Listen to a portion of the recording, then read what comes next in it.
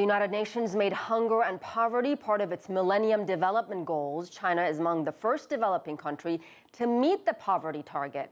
Ray Buchanan, founder and president of Stop Hunger Now, says he believes other countries can duplicate China's success.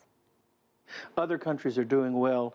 Southern Asia, for example, has reduced it about 20%. It's almost on target with what China is doing, but not quite. The big problem, again, is in sub-Saharan Africa. But what's being done in China can be duplicated, but it's going to take a lot of will by So why has China been successful in this? Political will. They just had the will to do it, and over the last 30 years, it's been steadily decreasing, but it really needs to be done in sub-Saharan Africa.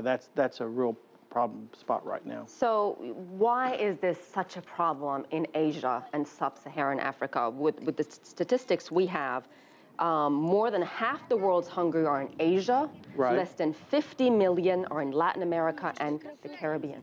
A lot of it is just the developing nature of the area. It hasn't caught up with Latin America and the developed world, but more is being done in those areas every single day.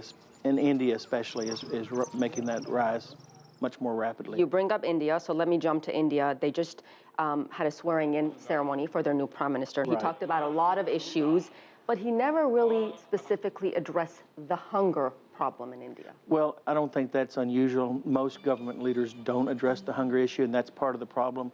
There's a real groundswell of movement around the world to help end hunger. I mean, we have enough food to feed everyone. It's just that it's not being distributed properly. And the only way that's going to happen is government intervention. But, you know, we have to really work hard to get the leaders to follow.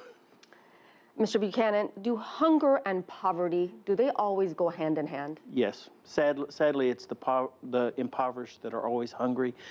People, even in a famine, if they have money, have food. It's the poor that never have enough food.